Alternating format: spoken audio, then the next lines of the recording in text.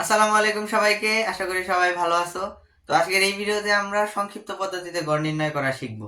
ওকে, তো তোমাদের সবাইকে ফার এক্সপ্লেইনস ওয়েলকাম। তো দেখো, এইখানে একটা তোমাকে সারণী দিয়ে দিছে, প্রাপ্ত নাম্বার এবং গণসংখ্যা দিয়ে দিছে।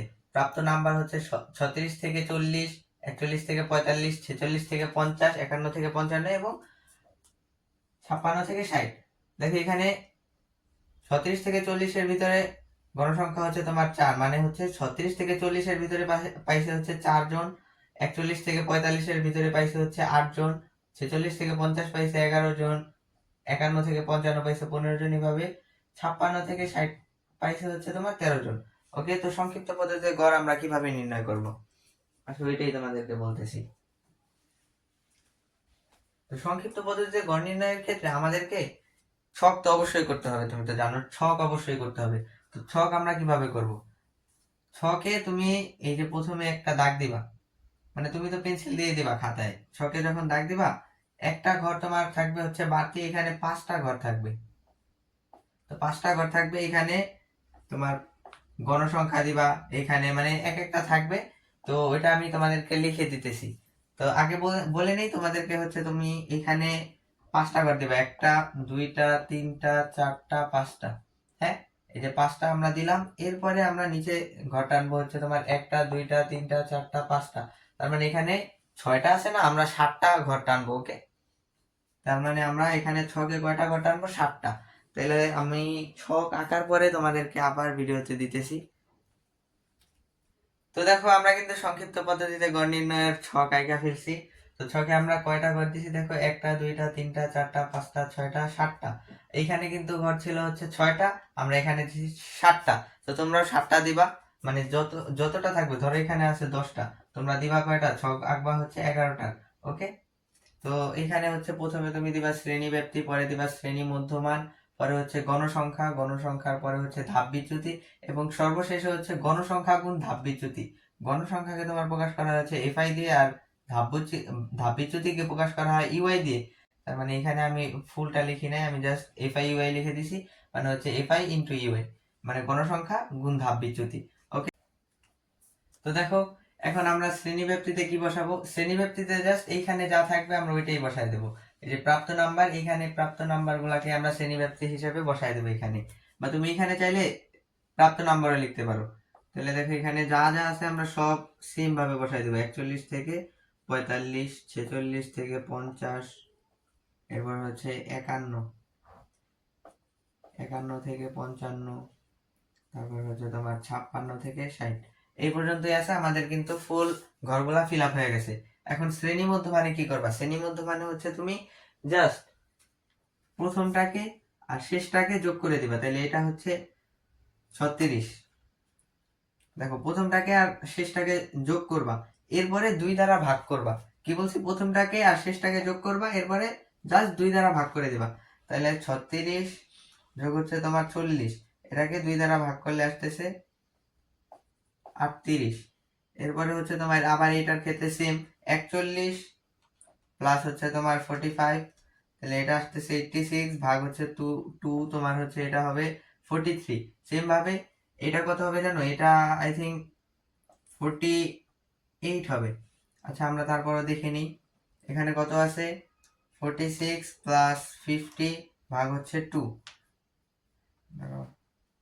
ভাগ হচ্ছে 2, এটা আসতেছে 48। হ্যাঁ, ঠিক আছে, সমস্যা নাই।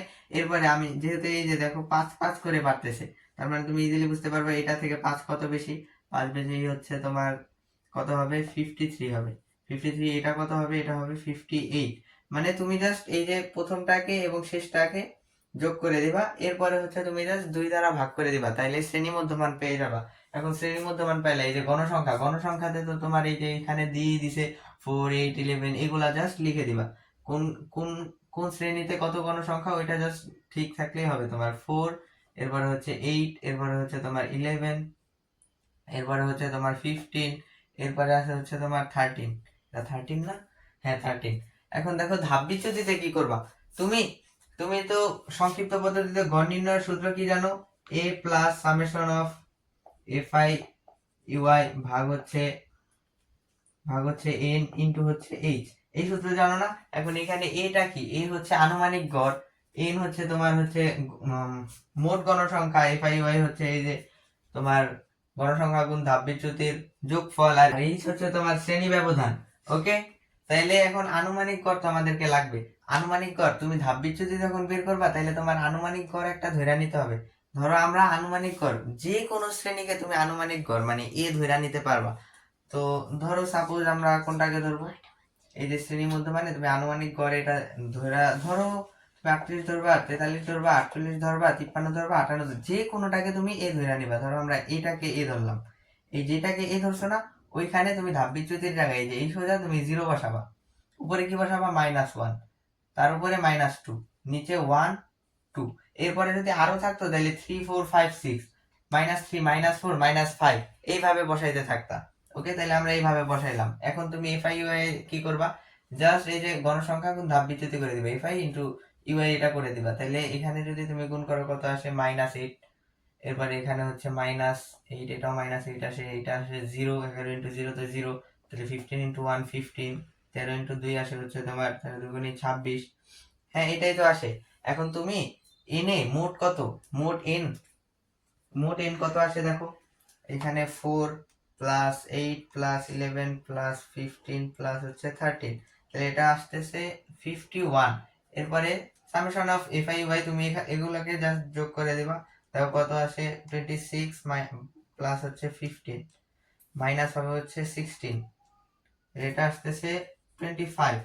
এখন দেখো সংক্ষিপ্ত পদ্ধতিতে আমরা এই সাইডেই করে দিই। হ্যাঁ, আমরা এই সাইডে যদি করি, ডাস্টার করে রাখলাম, আচ্ছা আমরা এখানে হাত দিয়ে মুছে দিই। দেখো সংক্ষিপ্ত পদ্ধতিতে গড়ের সূত্র তো তুমি জানো, সংক্ষিপ্ত পদ্ধতিতে গড় এই যে এক্স কে এইভাবে প্রকাশ করে সংক্ষিপ্ত পদ্ধতিতে গড়কে। এখন এক্স এর উপরে জাস্ট তুমি এই চিহ্নটা দিয়ে দিবা, এরপরে এ প্লাস সামেশন অফ FIUI ভাগ হচ্ছে এন ইন্টু হচ্ছে এইচ। এখন এখানে আনুমানিক গড় আমরা কত ধরছিলাম, আমরা ধরছি হচ্ছে 48 কে, তুমি দিয়ে দাও 48 প্লাস দাও এখানে FIUI কি, FIUI এর মান হচ্ছে 25, তাহলে এই যে 25, এন কত, এন হচ্ছে তোমার 51, তাহলে দাও 51। এখন দেখো এইচ কত, এইচ তো আমাদেরকে জানা লাগবে।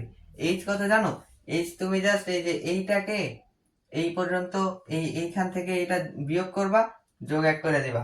এই ক্ষেত্রে তোমাকে আরেকটা সহজ নিয়ম শিখাই দেই, সেটা হচ্ছে তুমি 36 গুনবা, 36 থেকে 40 পর্যন্ত গুনবা, কিন্তু 36 কেও গুনবা। আমরা গুনার সময় 36 37 38 39 40 চার গুনি না, এইবার গুনবা হচ্ছে 36 কেও গুনবা, 36 37 38 39 40, তার মানে 5 আসতেছে। তার মানে এইচ এর মান কত, এখানে এইচ এর মান হচ্ছে 5, এটার মান 5। আর যদি এই যে দেখো এই দুইটা, এই যে এইটার দেখো এইটার শেষ আর এইটার শুরু, এই দুইটা আলাদা, এই দুইটা আলাদা হইলে কি করবা, এই দুইটাকে বিয়োগ দিবা, তারপরে সাথে যোগ 1 দিবা। আর এইটা আর এটা যদি সেম হয় তাহলে তুমি জাস্ট বিয়োগ দিয়ে দিবা, কোনো যোগ টোগ করতে হবে না। আর এই যে এইভাবেও করতে পারো তুমি চাইলে, এই যে উপরে এই নিচের ঘর থেকে উপরের ঘর জাস্ট বিয়োগ দিয়ে দিবা, এই যে 50 - 45 5 আসবে, যেটাই করো না কেন 5ই আসবে। তো দেখো এটাকে আমরা হিসাব করি, ক্যালকুলেটরে হিসাব করলে কত আসে, 48 প্লাস হচ্ছে 25/51 ইন্টু হচ্ছে 5, তাহলে এটা আসতেছে হচ্ছে তোমার 50.45, তার মানে আনুমানিক গড় আমাদের 50.45। ওকে, সরি আনুমানিক গড় না, সংক্ষিপ্ত পদ্ধতিতে গড় আমরা বের করছি, তো গড় আসতেছে হচ্ছে 50.45, এটাই হচ্ছে আমাদের অ্যান্সার। ওকে, তো আশা করি তুমি বুঝতে পারছো। তো ভালো লাগলে লাইক করে দিও, দেখা হবে পরবর্তী কোনো ভিডিওতে, বাই।